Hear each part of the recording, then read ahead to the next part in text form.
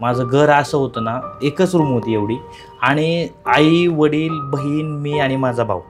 त्यात असं आमची आम्हाला झोपायला पण जागा नव्हती, असं आमचं घर होतं. असं वाटायचं पुण्या-मुंबईची लोकं गावात यायची जे काम करणार असेल. त्यावेळेस एकच वाटायचं आपण मोठं झाल्यानंतर कंपनीत कुठंतरी काम करायचं.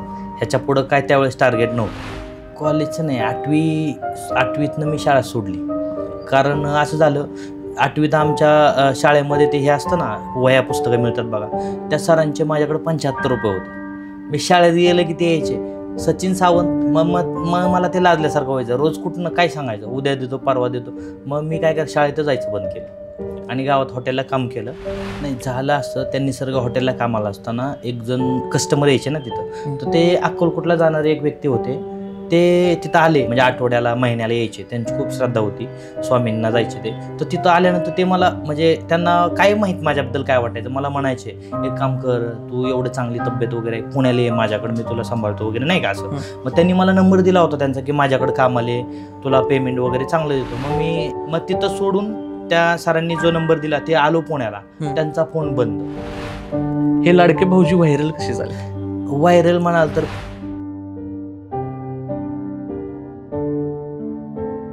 नमस्कार मंडळी, स्वागत आहे आपलं लाईफ स्टोरी मराठी या चॅनल.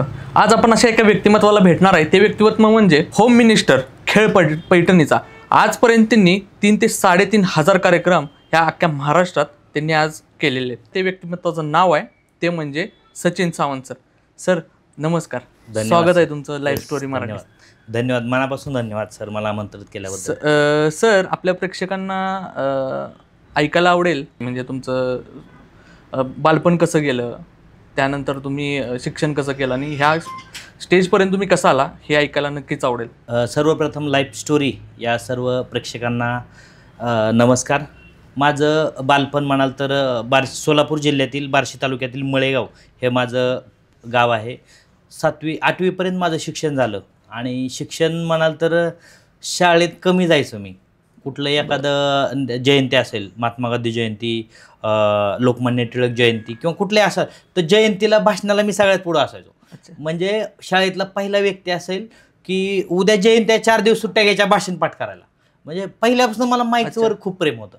माईक दिसला ना पहिलं भीती वाटायची, पण आता असं झालं ना माईक म्हटलं की मला खूप आवड. पहिल्यापासून आमच्या गावात गणपती असेल, नवरात्र असेल तर आम्ही गणपतीमध्ये 1 मिनिट गेम शो असू द्या किंवा कुठल्या स्पर्धेत मी भाग घ्यायचो. आणि परिस्थिती म्हणाल तर परिस्थिती एवढी आमची की मला आठवतं मी 4थीत असल्यापासून मी दुसऱ्याच्या शेतात काम केलेलं आहे. लिंब वेचायला जायचो, मला आठवतं आहे आम्ही 4थीत तर लिंब वेचायचं असू दे आणि गावात एक हॉटेल होतं, तिथं मी वेटर म्हणून गावातल्या हॉटेलला काम करायचो. म्हणजे लहानपणापासून परिस्थितीची जाणीव असणारा एक व्यक्ती. जाणीव म्हणजे आता मी कुठल्या चॅनलला सांगितलं नाही, तुम्हाला सांगतो. माझं घर असं होतं ना, एकच रूम होती एवढी आणि आई, वडील, बहीण, मी आणि माझा भाऊ. त्यात असं आम्हाला झोपायला पण जागा नव्हती, असं आमचं घर होतं. आणि त्यात माझ्या भावाला मेंदूला रक्तपुरवठा कमी होता, म्हणजे म्हणतो ना आपण वेड्यासारखं. म्हणजे त्याचं खर्च म्हणजे पहिल्यापासून आयुष्यात स्ट्रगल म्हणतात ना तेच. काय माइंडसेटनं तुम्ही चालत होता की आपल्याला पुढे जाऊन काय घडायचं आहे? कारण ही तुमची जी हालाकीची परिस्थिती तुम्ही होती असं सांगितलं, म्हणजे राहायला तुम्हाला घर नव्हतं. असं वाटायचं पुण्या-मुंबईची लोकं गावात यायची जे काम करणार असेल.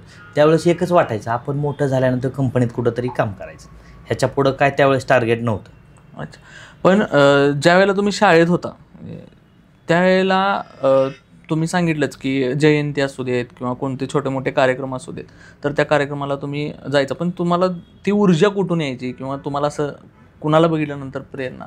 ऊर्जा म्हणजे आमच्या गावात अकबर शेख सर होते आणि शिवाजीराव पवार.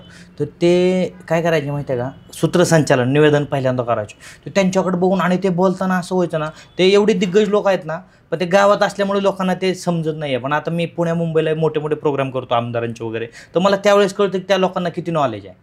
ते बोलायला लागले ना असं वाटायचं ऐकत बसावं. ते बघून असं वाटायचं एक दिवस आपल्याला पण असं व्हायचं. अच्छा, जे शालेय शिक्षण आहे तुमचं ते झाल्यानंतर मग जे कॉलेज लाईफ असते, जे कॉलेजचं शिक्षण तुम्ही कशा पद्धतीनं केलं? कॉलेजचं नाही, 8वीतनं मी शाळा सोडली. कारण असं झालं 8वीत आमच्या शाळेमध्ये ते हे असतं ना, वह्या पुस्तकं मिळतात बघा, त्या सरांचे माझ्याकडे ₹75 होते. मी शाळेत गेलं की ते यायचे सचिन सावंत. मग मला ते लाजल्यासारखं व्हायचं. रोज कुठनं काय सांगायचं, उद्या देतो परवा देतो. मग मी काय कर शाळेत जायचं बंद केलं आणि गावात हॉटेलला काम केलं. म्हणजे 7वी जशी झाली तसं तुम्ही कॉलेज शाळा सोडूनच दिली. त्याच्यानंतर मग काय काय प्रवास चालू झाला तुमचा? प्रवास असा चालू झाला, माझ्या आईनी परिस्थिती आमची एकदम हे असल्यामुळं मला सोलापूरला निसर्ग हॉटेल आहे, तिथं कामालाच ठेवलं डायरेक्ट. एवढं पेमेंट. म्हणजे तुमचं शिक्षण अपूर्णच राहिलं. म्हणजे त्याच्यानंतर तुम्ही शिक्षण पूर्ण काही केलंच नाही? काहीच नाही. बर. ते चालू असताना म्हणजे आईनं तिकडं टाकलं, पण तुम्हाला काय डोक्यात काय आल्या, काय कल्पना आल्या की आपण काय क्षेत्र निवडलं पाहिजे किंवा कोणत्या गोष्टींकडे आपण पारदर्शकता म्हणून आपण बघितलं पाहिजे? नाही, झालं असं, त्या निसर्ग हॉटेलला कामाला असताना एक जण कस्टमर यायचे ना तिथं, तर ते अक्कलकोटला जाणारे एक व्यक्ती होते. ते तिथं आले, म्हणजे आठवड्याला महिन्याला यायचे. त्यांची खूप श्रद्धा होती, स्वामींना जायचे ते. तर तिथं आल्यानंतर ते मला, म्हणजे त्यांना काय माहीत माझ्याबद्दल काय वाटायचं, मला म्हणायचे एक काम कर, तू एवढं चांगली तब्येत वगैरे, पुण्याला ये माझ्याकडे, मी तुला सांभाळतो वगैरे, नाही का असं. मग त्यांनी मला नंबर दिला होता त्यांचा की माझ्याकडे काम आले, तुला पेमेंट वगैरे चांगलं देतो. मग मी त्या हॉटेलला, म्हणजे एवढा त्रास असायचा, सकाळी 11 ते संध्याकाळी 1:30 वाजेपर्यंत चालू असायचं ते. मग मी ते सोडलं आणि डेअरिंग केली, कारण त्यावेळेस पगार होता 1200 रुपये महिना आणि खूप काम असायचे. 5 एकर रूम हॉटेल आहे. आत्ताही तुम्ही बघा जाऊन, कंटिन्यू त्या हॉटेलच्या बाहेर गाड्या लागलेल्या असतात, एवढी गर्दी. मग तिथं सोडून त्या सरांनी जो नंबर दिला ते आलो पुण्याला, त्यांचा फोन बंद. मग तिथून 4-5 दिवस असंच शिंदवणे, वळती, उरुळी कांचन, इथं सगळीकडे काम केलेलं आहे मी हॉटेलला. मग जाऊन विचारायचं बाबा काम आहे का, असं करत करत मग ती सुरुवात झाली. मग त्याच्यानंतर मग तुम्ही गावाकडून पुण्याला, मग तिथून सुरुवात झाली हॉटेल, एक हॉटेल वेटर किंवा हॉटेलचा काम करणारा एक व्यक्ती. काय मग निवेदक ह्या क्षेत्राकडे कसं वळालात?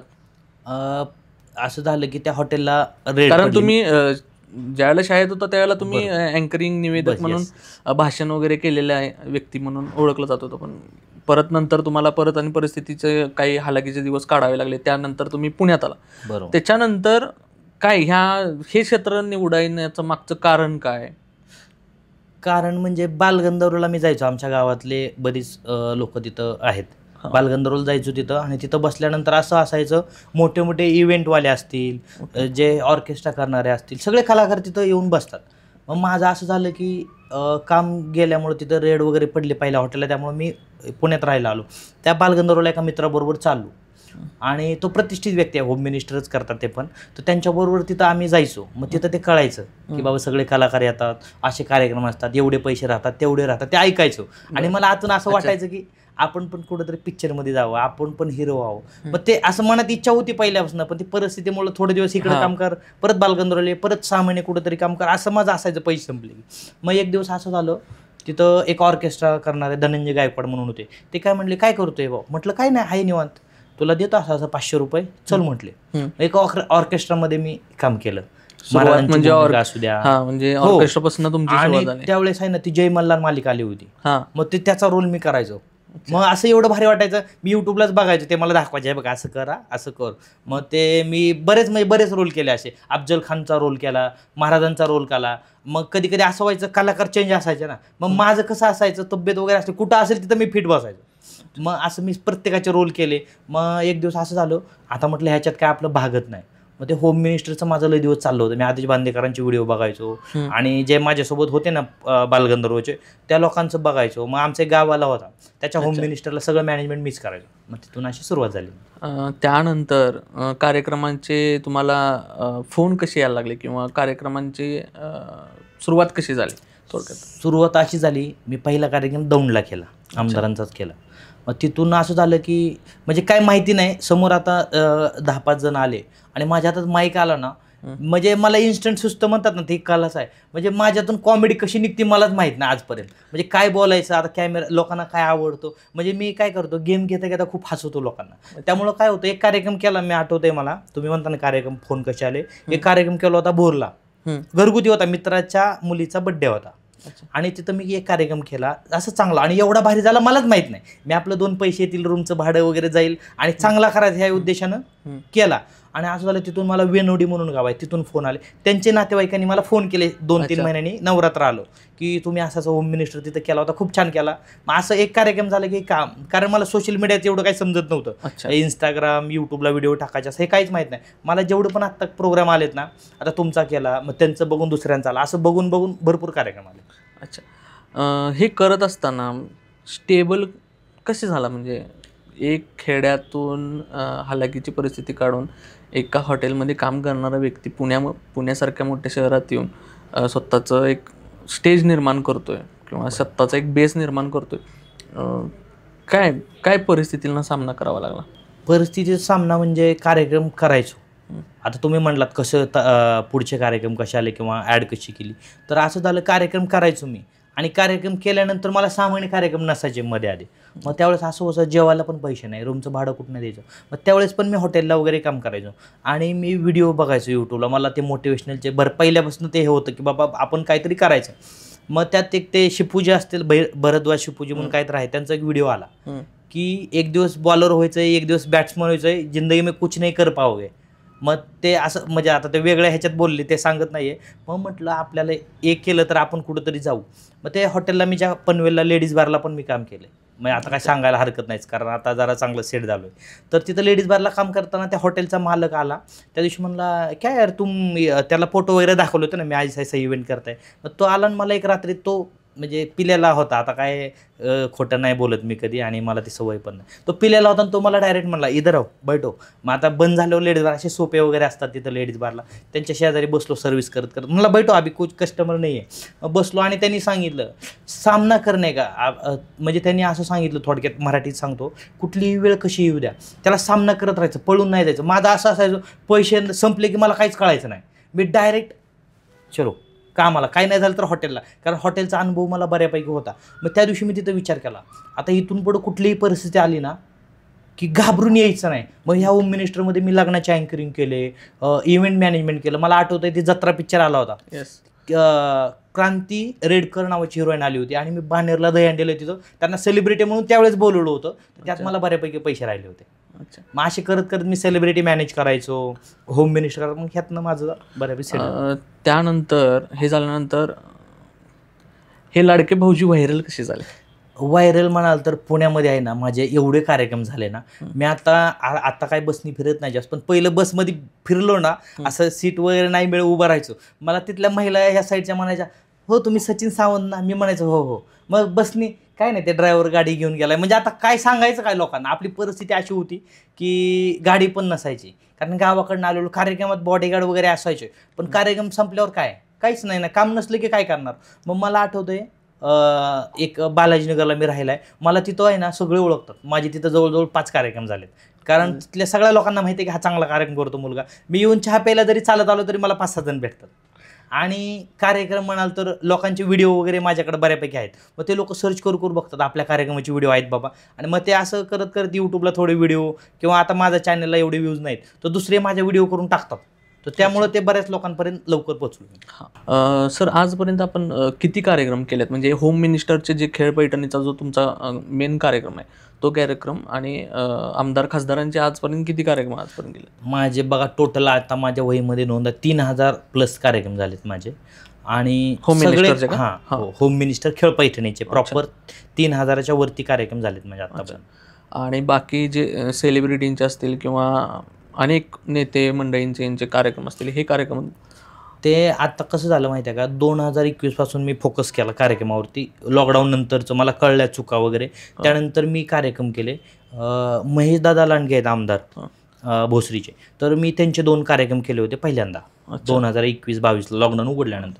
तर तिथून ते काय झालं, मग राजकीय लोक मला कार्यक्रम द्यायला आले, बाबा हा मोठा कार्यक्रम करतोय. मग मी काय करायचो, त्यांच्या पेजला माझे कार्यक्रम 2-3 लाईव्ह झाले होते. मग एखाद्याचा फोन आला की मला पहिले कार्यक्रम यायचे नाही, कारण ते मला माहीत नसायचं डील कशी करायची, त्यांना काय बोललं पाहिजे, काय फोटो पाठवले पाहिजे. मग मी म्हणजे लाजायचं कशाला ना, मग मी काय करायचो, जे कार्यक्रम करतात त्यांना विचारायचो काय बोलायचं असतं, किंवा नाही सांगितलं की मग त्यांच्यापाशी जाऊन बसायचो. एखादा फोन आला की मी टकलावून ऐकतो हे काय बोलतंय, हा एवढे होतील, एवढं स्टेज लागेल, एवढे साऊंड लागेल. आणि मग तेव्हापासनं ग्रीप झाली की मला कळलं एखाद्या नेत्याचा फोन आला ना कुठल्या पक्षाचा, की मग त्याच पक्षाचे व्हिडिओ पाठवायचे.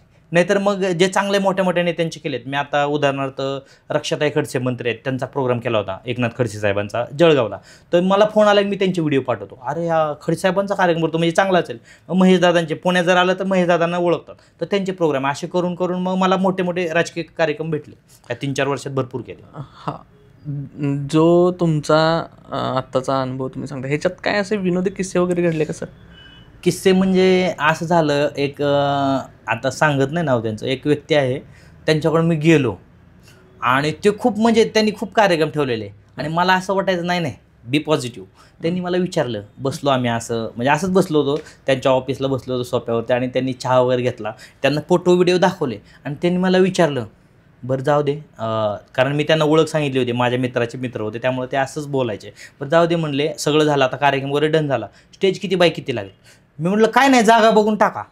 ते म्हणले अरे सांग ना, म्हणजे आता साधारण असं बाटल्या बिस्लरीच्या अशा 2-3 लावल्या, असं असतंय, एक उभी लावली, हे आणि मला ते कळलंच नाही, लांबी रुंदी, कारण आपण गावाकडं आलेलो, 8वी झालेली, लांबी रुंदी कशाला काय कोणी, आणि पहिलं कसं एवढं नाव नव्हतं, आता एवढं नाव झाल्यामुळे लोक विचारायचे, सर तुम्हाला स्टेज किती लागेल, साऊंड कसला लागेल, मग मी दुसऱ्यात ऐकून सांगायचो. मग एक दिवस असं झालं, मला ते आता मी त्यांना काय बोललो असेल, काय करतो माझा मॅनेजर आहे, मी त्याला विचारून सांगतो, कारण मी बघत नाही काय, मग मला ते लाजल्यासारखं झालं, आपण एवढे मोठे इव्हेंट करतो, आपल्या स्टेजची पण साईज माहीत नाही, कारण आपलं कसं ह्या क्षेत्रात कोणीच नाही आहे. मग मी घरी आलो, मग अभ्यास केला, जेवढे स्टेजवाले आहेत सगळ्यांना म्हटलं एवढे स्टेजचे पैसे किती घेता, आपल्याला 5,000 महिला आहेत, साधारण किती स्टेज लागेल, मग ते म्हणायचे तुम्ही सांगा. मग मी एक इव्हेंटवालीच आहेत त्यांना फोन केला, म्हणजे माझे गुरु ह्या क्षेत्रातले, ज्यांचं बघून आपण शिकलो, कारण मी ते माझे गुरु असून मी त्यांच्यापेक्षा जास्त कार्यक्रम केले, मग मी लाजत नसायचो, कारण त्यांना पण बरेच मी कामं दिली. ते म्हणले सांगा 20/25 पुण्यात असेल तर, किंवा 25/30, आता जास्त महिला असतात ना, कारण आता कार्यक्रम एवढा आहे, पहिलं जास्त उठायचं नाही, पण आता नाव माझं माहीत झालं बऱ्याच लेडीजला, ते म्हणतात सचिन सावंत आलेत का, मग चला काय नाही अडचण, म्हणजे फ्री होऊन जातात, कारण की बाबा हा माणसाला आम्ही भेटलोय. मग आता गर्दी वाढते, मग मी सांगतो 30/40 लागेल, 30/50 लागेल, आता 30/60 सांगतो, हे नेत्यांचे वगैरे असेल तर, नंतर थोडक्यात 25/30 असं. म्हणजे काय काय किस्से असे झाले, तुम्हाला साऊंड लागेल तर त्याला काय काय लागेल, आता डोलकी, कीबोर्ड, पॅड असतं ना, मग त्याला हे मला माहीतच नाही, मी त्या लोकांना सांगितलं, आणि तिथं गेल्यानंतर ते डोलकीला 2 माईक लागतात, कीबोर्डला आउटपुट इनपुट असतं, ते मला माहीत नव्हतं.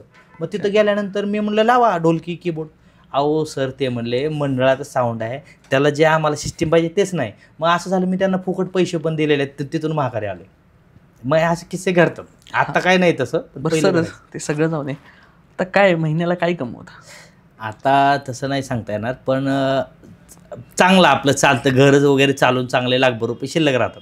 आता कसं नाव झालंय, मी कसं 30, 40, 50, 60 हजार घेतो कार्यक्रमाला, 2 कार्यक्रम झाले तरी मला लाख रुपये राहतात, 5 झाले तर मग ते तसं वाढतं, आणि आता महिन्यातनं 5-6 तरी चालू असतात, मग बजेट कमी जास्त होतं थोडंफार त्यात. सर एक असा आपल्या प्रेक्षकांना एक असा संदेश द्यावा असं वाटतं की तुम्ही ह्या परिस्थिती म्हणजे 8वी तुम्ही शिक्षण सोडलं, त्या हालाकीच्या परिस्थितीतून एक सेलिब्रिटी अँकर झाला, सेलिब्रिटी निवेदक झाला, काय एक अँकर म्हणून प्रेक्षकांना काय सांगावं असं वाटेल मला, किंवा एखादा व्यक्तीला एखाद्या क्षेत्रात कलाकार असेल, नवीन तर चालतं. ओके, नवीन कलाकार असेल तर त्यांना माझं एकच सांगणं असेल, तुम्हाला कुठलाही इव्हेंट असेल किंवा तुम्हाला कुठलं अँकरिंग करायचं असेल कुठल्याही क्षेत्रातलं, तर त्याचा अभ्यास आधी करा. मी काय करायचो, जायचो तिथं गेलं तर माझी पण खूप वेळा अडचण झालेली आहे, तर त्याचा अभ्यास करा. काय अवघड काही नाही, कुठल्याही क्षेत्रात अडचणी भरपूर आहेत, अवघड कुठलंच नाही, केलं तर सगळं सोपं आहे. मला आठवतं एक लग्नाचं अँकरिंग होतं, आमच्या गावातले एक सर आहेत, मी त्यांना फोन केला होता की सर मला आता अँकर आले, माझ्याकडे पैसे नाही. मी सांगायचो त्यांना सगळं, सर माझ्याकडे पैसे नाही, मला एक 5,000 रुपये देतात, पण लग्नातलं अँकरिंग आहे, मी कधी केलं नाही, काय करू. तर हे नवीन कलाकारांसाठी सांगतोय. तर त्यांनी मला आत्ता पण माझ्या मोबाईलमध्ये व्हॉट्सअपला हे पाठवलं, त्यांनी लिहिलेलं सूत्रसंचालन, तर बिंदास ते बघून किंवा काय आपल्याला तिथं इन्स्टंट सुचतंच, किंवा आलेल्या पाहुण्यांचं या ठिकाणी सरचे स्वागत, दोन्ही परिवारातर्फे नाव वगैरे घ्यायचं, सोपं आहे. पण त्याचं पण आपल्याला म्हणण्यात वाटत असतं की अरे बापरे, धडपण आल्यासारखं होतं ना, की ते मला तर एवढं सांगणं आहे, तुम्ही बिंदास कुठलंही काम घ्या, फक्त त्याचा थोडा अभ्यास केला ना, काहीच अवघड नाही. आता मला आठवतं होम मिनिस्टरमध्ये आहे ना, मला किती असं लोक सांगतात आमच्याकडे 10,000 महिला आहेत, 5,000 आहेत, तिथं स्टेजवर गेलो ना काही वाटत नाही. उगा आपल्या मनात जी भीती असते ना, आपण विनाकारण आपण घाबरत असतो. पण तुम्ही एकदा म्हणजे म्हणतात ना, पाण्यात पडल्यानंतर पोहायला येते, ते तसं आहे. ह्या क्षेत्रात अडचणी एवढंच आहे की माणसं घाबरतात.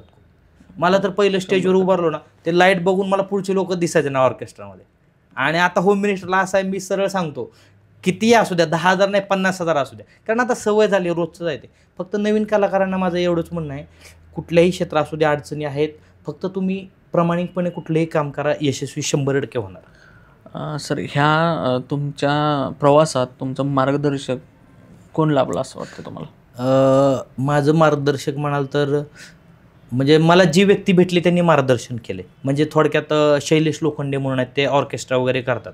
तर असं झालं की मला एकाने पैसे पाठवले, एक मोठी व्यक्ती, आता नाव नाही घेत, आणि कमी पाठवले ॲडव्हान्स म्हणून, आणि असं लांब 500 किलोमीटर कार्यक्रम करायचा आहे म्हटले.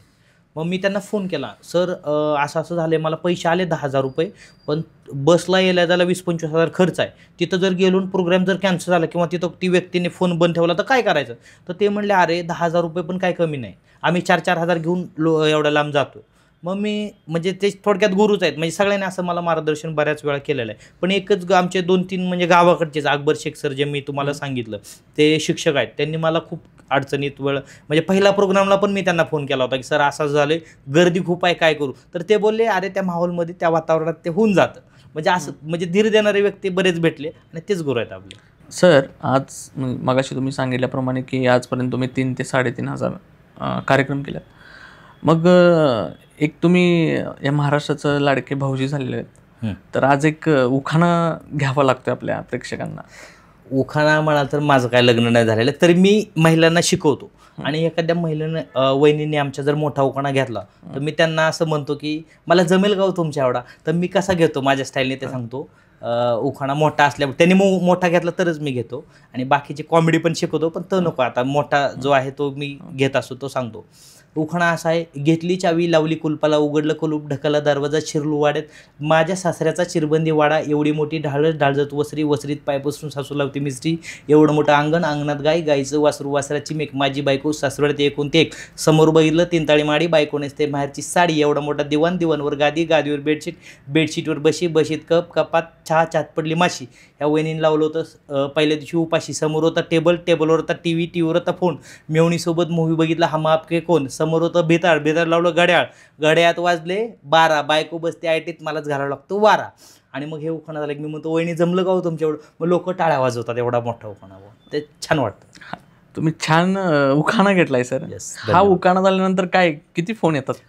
फोन उखाणा झाल्यानंतर नाही, पण कार्यक्रम वगैरे झाला की बरेच येतात, सर तुमचा आमच्या भागात कार्यक्रम झाला, नक्की या पुढच्या वेळेस आले तर आम्हाला नक्की सांगा, आमचा नंबर सेव्ह करा, म्हणजे तुमचं स्टेटस बघून आम्ही तुमच्या त्या कार्यक्रमाला, असे येतात, बरेच फोन येतात. सर, तुम्ही आता नक्कीच सांगितलं की तुम्हाला अनेक फोन येतात. आजपर्यंत महाराष्ट्रभरात अशा ज्या गावात तो कार्यक्रम झाला नव्हता त्या गावात असा एखादा किस्सा वगैरे? नाही, असं झालं की मी बार्शी असल्यामुळं मला बार्शी पुणेच माहीत, याच्या आणि पनवेलला मी कामाला होतो बऱ्याच, तेवढंच मला माहीत होतं.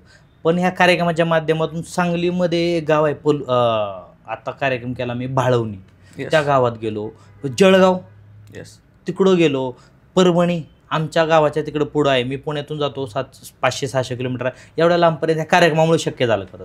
आणि छान वाटतं, नवीन गावात जाताना छान वाटतं की बाबा आपण आपल्या कार्यक्रम असल्यामुळं आपण जातोय, छान वाटतं. आपल्या कार्यक्रमाची काय रूपरेषा काय असते, म्हणजे खेळ काय, कशा पद्धतीचे खेळ असतात?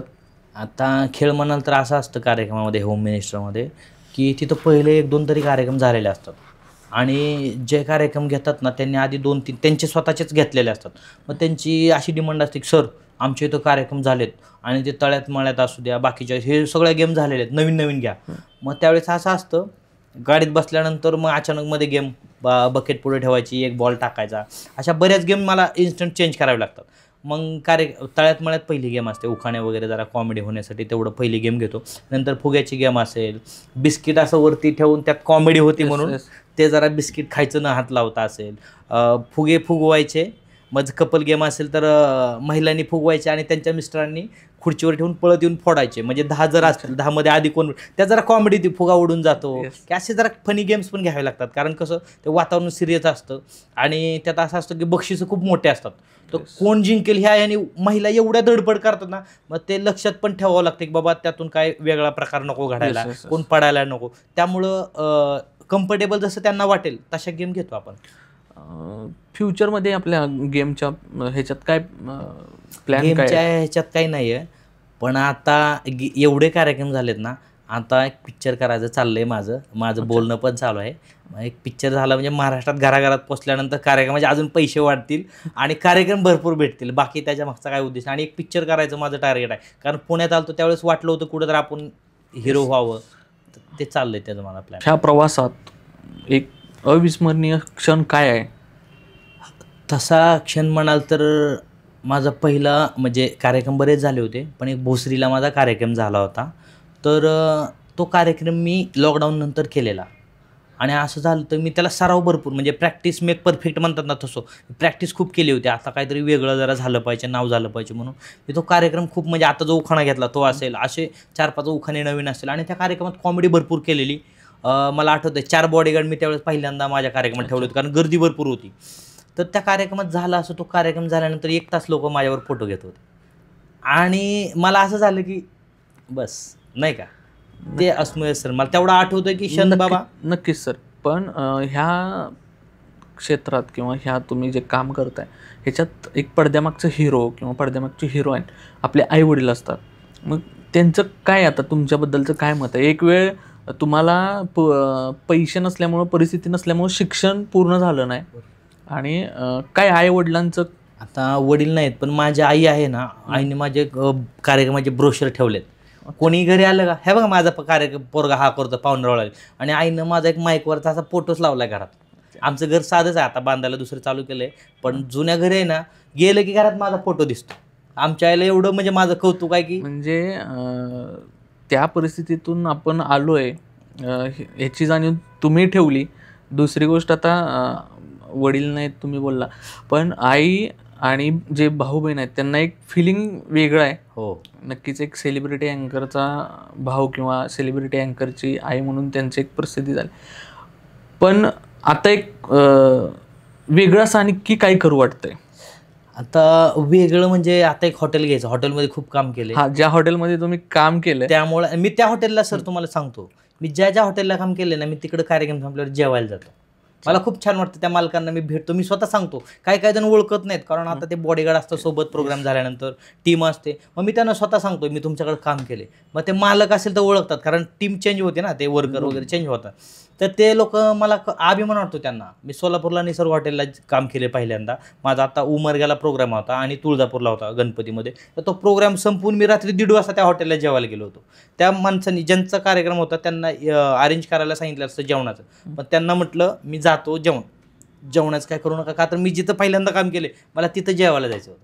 आणि तर ते मालक मला असे बोलले, ते निसर्ग हॉटेलचे, की तुझं बघतो म्हणले आम्हाला एवढं छान वाटतं, एवढ्या शून्यातून एवढा मोठा प्रोग्राम चालू केला आहे कोणाचा सपोर्ट नसताना. तर ते मला छान वाटतं. आणि आता भविष्यात माझा आहे प्लॅन की बाबा कुठंतरी आपलं एक हॉटेल असावं आणि मी जागा पण शोधतोय त्यासाठी. नक्कीच सर. पण तुम्ही एकट्यापासून केलेली सुरुवात, आज आपली किती जणांची टीम आहे? आता माझी 20 लोकांची टीम आहे सर. अच्छा. म्युझिशियन, सिंगर, हेल्पर, बॉडीगार्ड, असे सगळे 20 लोकांची टीम आहे आपली. नक्कीच. तर मंडळी, आज आपण सचिन सावंत सरांचा आज आपण प्रवास हा एक प्रेरणादायी नक्कीच आहे. तर आज तुम्हाला हा सचिन सरांचा प्रवास कसा वाटला आणि तुम्हाला काय वाटलं, तुम्हाला कोणती गोष्ट घेऊ वाटली, हे नक्कीच तुम्ही घेऊ शकता. मंडळी, भेटूयात नवीन व्यक्तीसह नवीन पॉडकास्टमध्ये. तोपर्यंत पाहत राहा लाईफ स्टोरी मराठी.